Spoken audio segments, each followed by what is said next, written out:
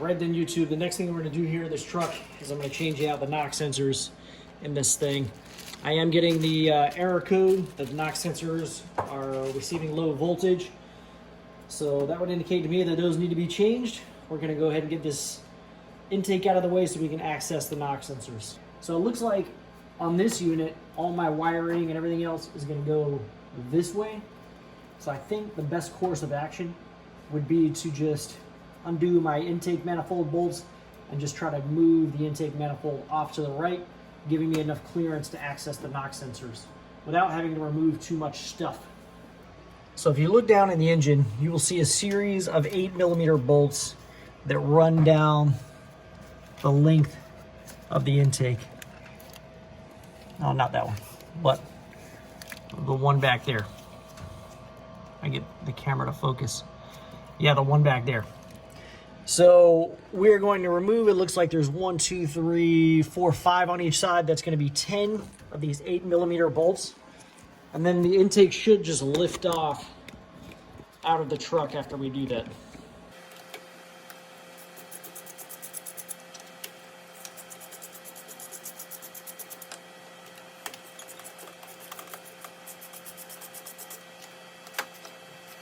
Oh, if your truck has dirt and everything laying down in here, you definitely want to take some compressed air or something and blow that all out, get all the sand or whatever else leaves that are down in this little valley, because when you pull this intake out of here, that's going to open up directly to your cylinder chambers, and you don't want any dirt and debris falling down in your cylinder chambers. So make sure you're starting with a nice clean area to work.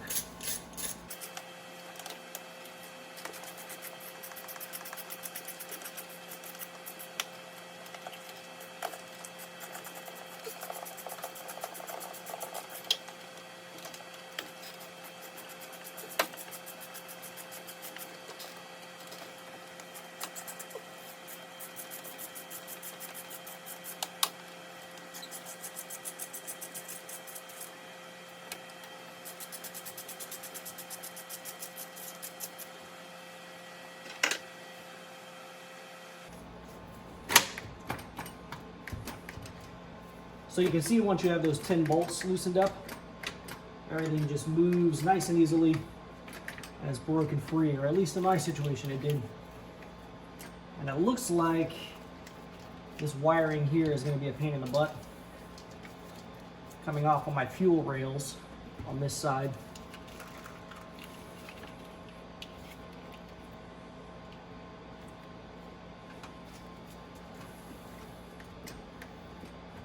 So I may need to disconnect my wiring harness,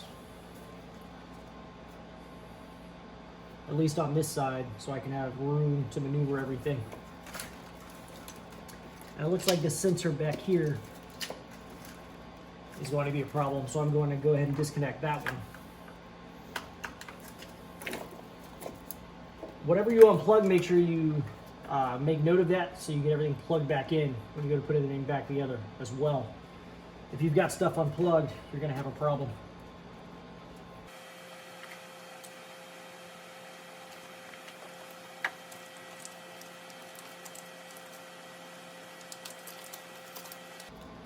So I'm just unplugging my fuel injectors on this side.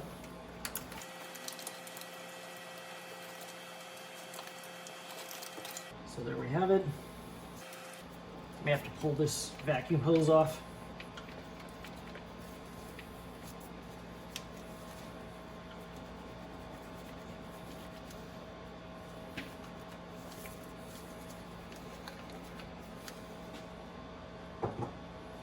Hoses are a little sticky like that. You can just take a flat bladed screwdriver, give them a little push. Always helps. So I think we might have enough stuff removed where we can just kind of lift this thing up, bring it forward just a bit, and then move it over to the driver's side to get it out of the way. Let's see.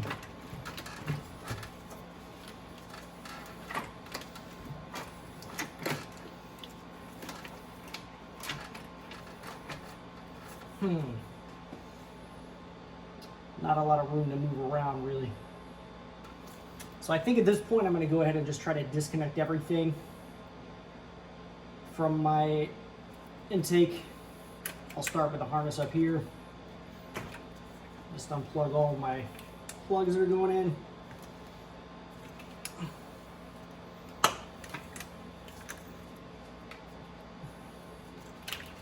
This goes to the alternator, but that'll help me move stuff out of the way. I'll go ahead and unplug my fuel injectors on this side.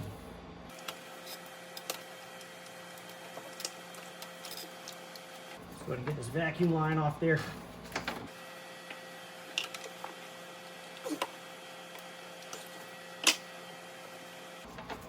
I may need a little twist here. There we go.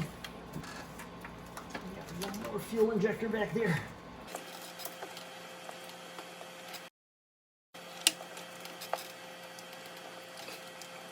I may need to move my alternator out of the way too, because I want to try to bring this forward and the alternator is going to be right in the way. So I think I'm going to pull that out as well.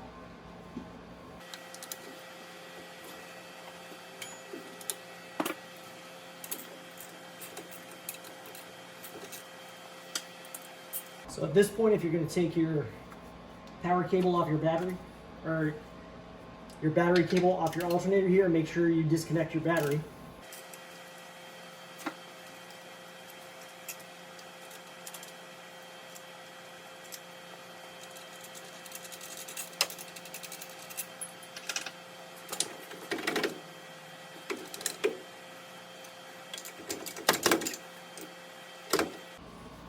Okay, now that we've got the alternator out of the way, let's see if we can get this intake out of the way.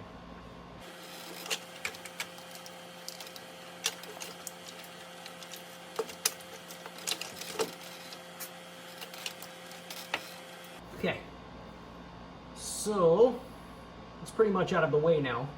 We don't have everything disconnected, but I think we've got enough room to work.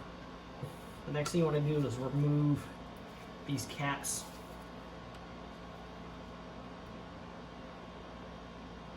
For your sensors. That one came off pretty easy. Let's see about this one. Yep. It's coming out pretty easy also.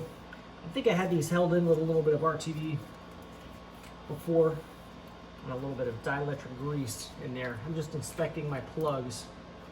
Got a bit of oil down on this one. Interesting.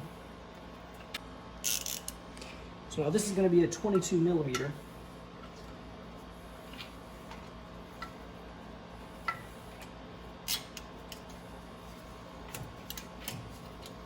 Get that loose. And go ahead and spin that out. And once it's completely free, you can just pull it right out. Easy. So when I pull my knock sensors out, I saw that I've got pooling oil down on the bottom of where the knock sensor goes. That's not good. So what I'm going to do is go ahead and remove my valley cover and get new gaskets to go down in that little valley cover. Now, I didn't order new gaskets, so let that be a lesson to you to go ahead and order the gaskets for that. I'm going to make sure I don't have any lying around, because I may very well have some lying around somewhere, but if you don't, make sure you order those. Another thing that may not be a bad idea is getting another one of these harnesses. I've heard these fail quite frequently, so you might want to see about grabbing another one of those. So what I'm doing here is just running my rag along the channel here to make sure there's nothing sitting in this channel before I actually pull out this valley cover. Otherwise, it will fall down into my engine. We don't want that. So now just take your 10 millimeter socket, if you can find it, and take out the 10 bolts, holding the valley cover in place.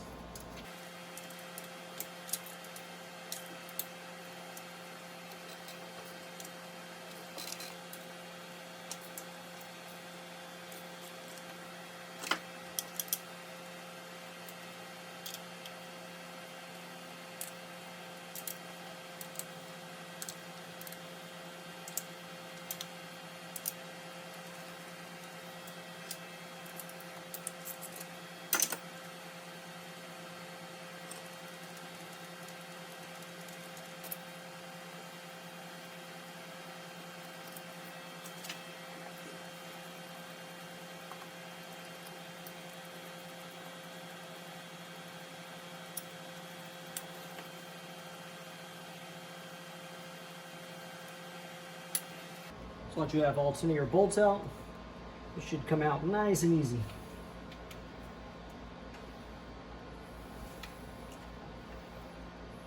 Just go ahead and give it a upward pull, and we're out.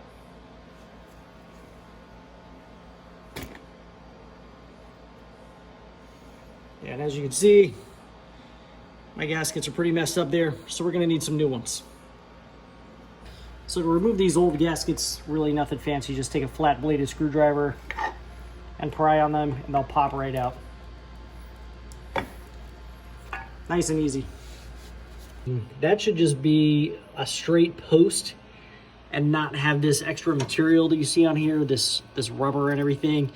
That is actually old gasket material, so I'm gonna have to use some pliers or something and pull that out.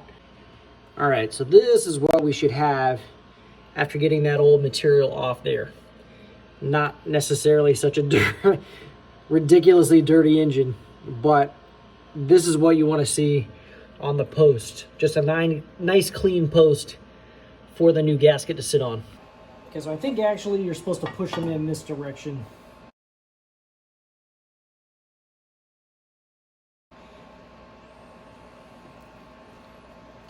Because they seem to kind of pop right in like that. And then I think it's going to slide on to the post that's down there easier that way. So let's test that theory.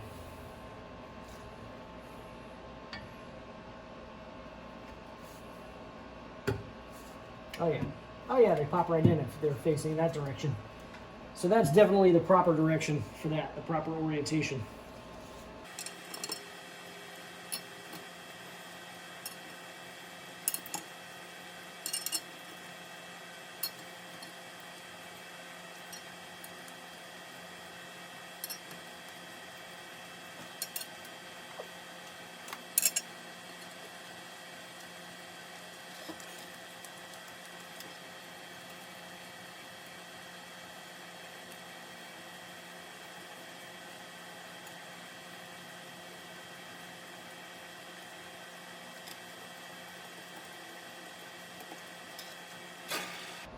So here I'm just going to snug these bolts a little. We'll torque them in just a second.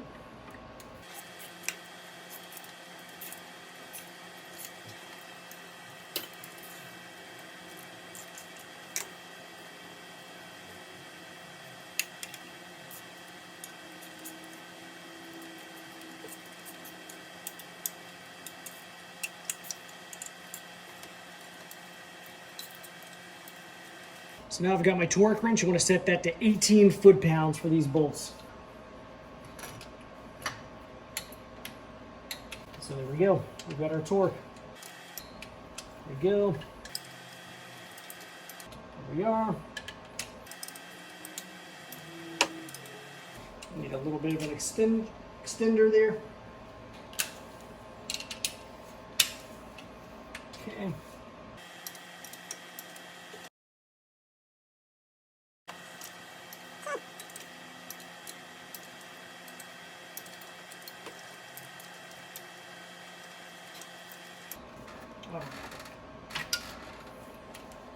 So I've got my new knock sensors. We're going to go ahead and thread those in.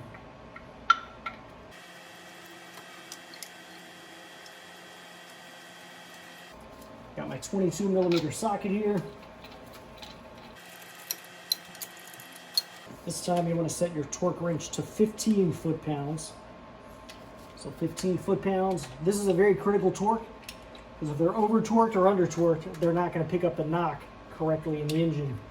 And if you over-torque them, you can screw up the threads on your engine block, and you do not want that. So 15 foot-pounds is all she gets. So there we go. So now we're ready to put our RTV around the top of where our gasket is going to go, where our harness is going to go, right? So what I've got here is some parts cleaner and a rag. I'm going to spray the parts cleaner on the rag, because I don't want to spray anything on the sensors themselves. And I'm going to clean this up real good right here in preparation for our RTV.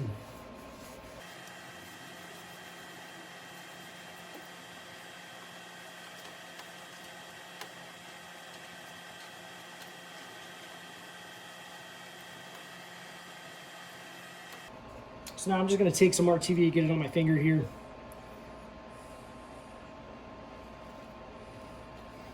And just smear it all around the top of this opening here. You want to make sure you're making a watertight seal here. So I'm going to be liberal with my application. I'm not going to put a ton of it, but I'm going to make sure that we're going to get a good, nice, tight, watertight seal all the way around this opening here.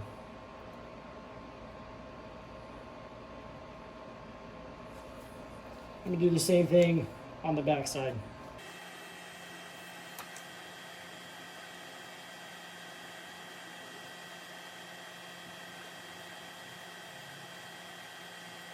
So there we go. So I used the rag that I had my parts cleaner on, and I made sure I got my glove nice and clean. I've got another rag and I'm making sure I'm wiping it off nice and clean there. Then what I'm going to do is take some dielectric grease and I'm going to put it on the terminal for the actual harness here. So I've got a new harness that I got from Summit Racing, brand new. I'm just going to stick some of that dielectric grease right up in here.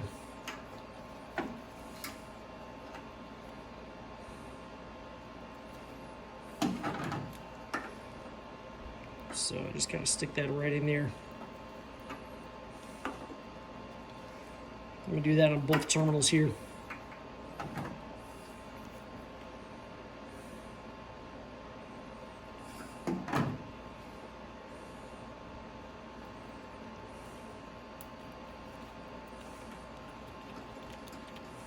Okay. Going to once again clean my gloves off so I don't have crap all over my gloves trying to work, because I don't want to get the dielectric grease on the surface of the gasket before I put that on. So get everything all cleaned up, make sure there's no crap on there. Now what we're going to do is go ahead and pull these back a bit and plug in our knock sensors. So we're going to reach right back here and plug them in.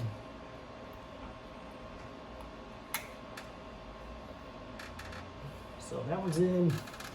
This one pulled out on me, so I'm going to get this one back. Actually, yeah, I did get a snap on that one. So we got a good snap there.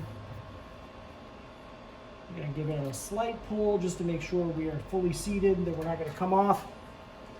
And I've got some of my stuff on here again, so I'm going to wipe that off. And then I'm just going to push my gaskets into place since I've already got my RTV there. So we're going to push that in. And that was good. I heard a nice air sound when that went in. We're going to do the same thing here. Just push that one down. And we got a nice little sound, a little air sound. That's good. Means we've got a nice airtight seal. So now, this part's not so critical, but I'm just going to wipe off any excess.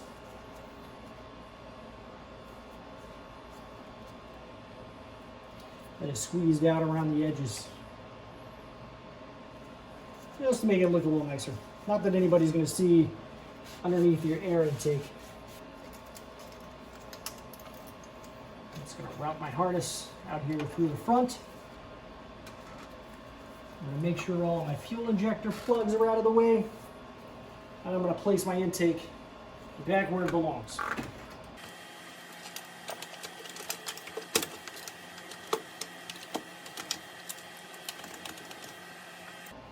Okay, so from here, it's just a matter of putting everything back together. I'm going to look up my torque specs for my air intake bolts. I don't want to over torque those. Just going to reconnect all my hoses, put my belt back on.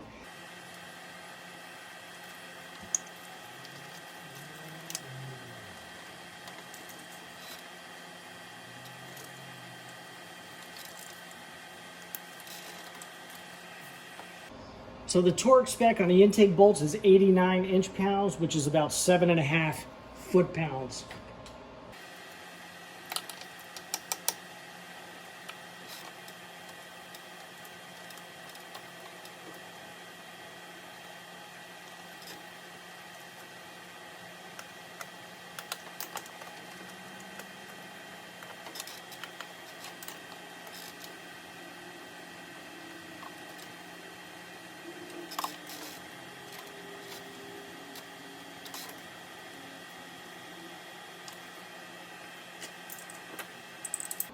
So I don't think my torque wrench goes that low. I'm just going to snug these up. 7.5 foot-pounds is not much at all. So I'm just going to snug them ever so slightly. I tried to set it as 10 foot-pounds, but it wasn't popping, and I felt like I was past 10 foot-pounds. So, like I said, that's not very much at all, so I'm just going to snug these up in a circular pattern as if you would tightening head bolts or something.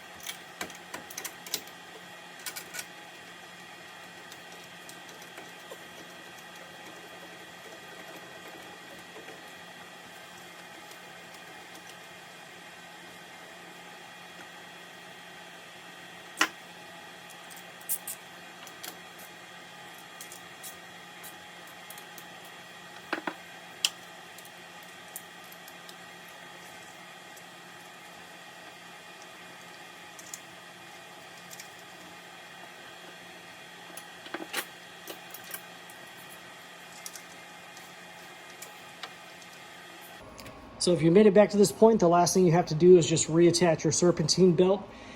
I would assume you could handle that task, so I'm going to leave you right here and hope that you've enjoyed the video. Guys, thank you very much for watching. Make sure you check out my YouTube channel, hit the like button, subscribe button. Make sure you follow my projects. All right, guys, thank you very much, YouTube. I appreciate it.